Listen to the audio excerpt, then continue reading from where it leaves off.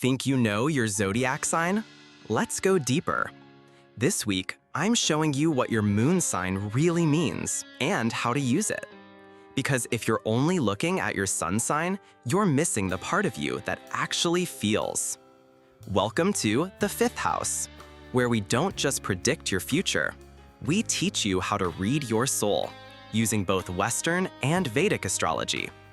Today's focus, the moon sign, what it means in both systems, how to find yours, and how it shapes this entire week ahead. Let's get into it.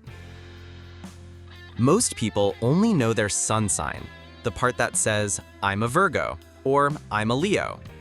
But your moon sign tells you how you feel, what you need emotionally, and how you process the world around you.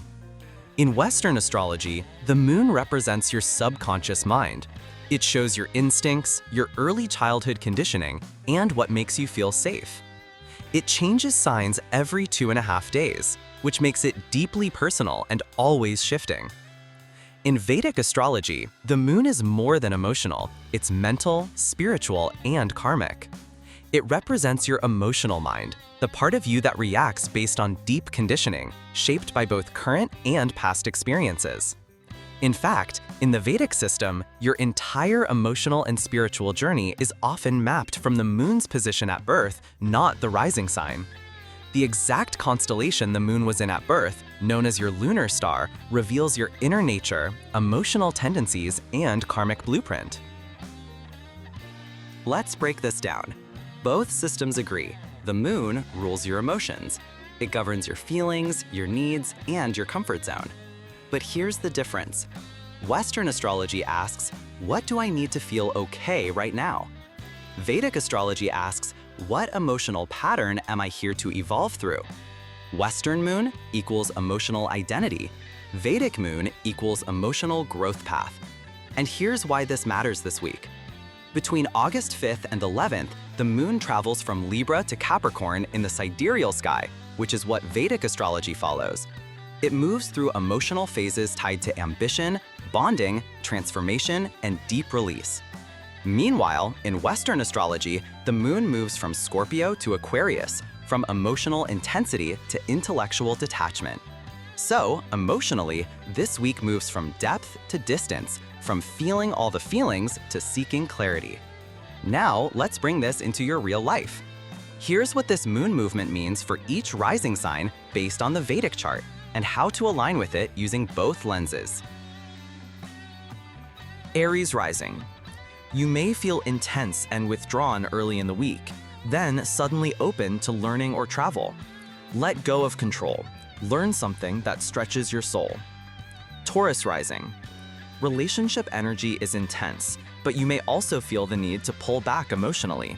Respond, don't react. Emotional control is your lesson this week. Gemini rising. This week activates your day-to-day routine and partnerships. You may feel stretched thin. Ask yourself, what does my emotional body need right now? Prioritize it. Cancer rising. You're ruled by the moon, so this week could feel especially sensitive. Creative urges rise, but so do insecurities. Balance your output with real rest. Don't overperform. Leo rising.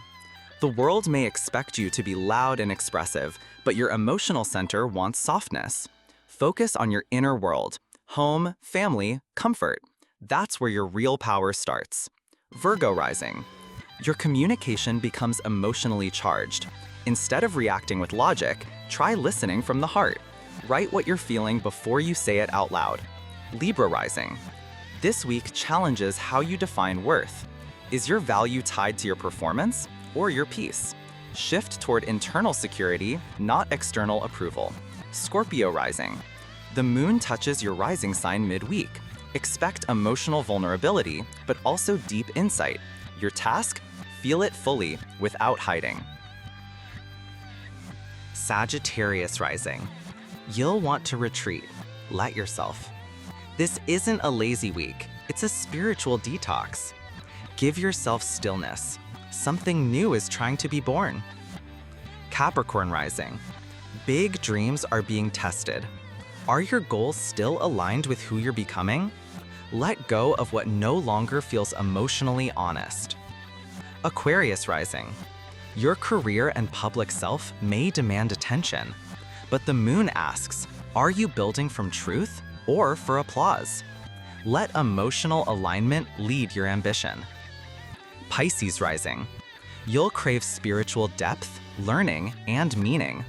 But don't float away. Stay grounded in real connection. Meditate, pray, walk in nature, anchor your growth. Now let's shift from signs to strategy. Here's how to plan your week emotionally using the moon's movement.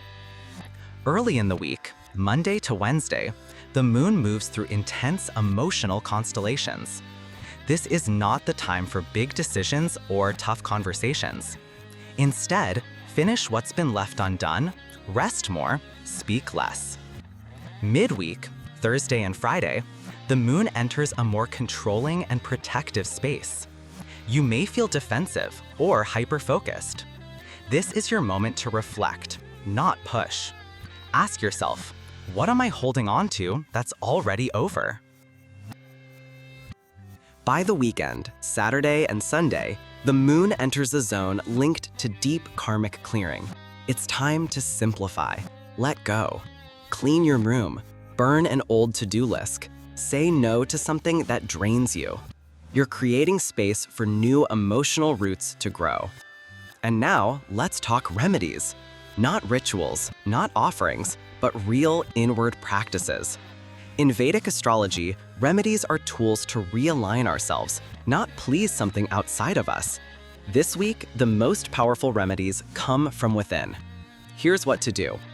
Let go of one emotional habit that isn't serving you. It could be overthinking, people-pleasing, or even rushing. Just one small shift. That's your offering. When you feel triggered, pause. Ask, what old fear is this bringing up? That question is your mantra this week. And if you want a line to carry with you, try this. I trust the flow of my emotional truth. Say it in the mirror, whisper it in your journal, write it on your wall. You don't need a fire ritual. You are the ritual. You are the altar. If this gave you clarity, subscribe. We do this every week here at the Fifth House.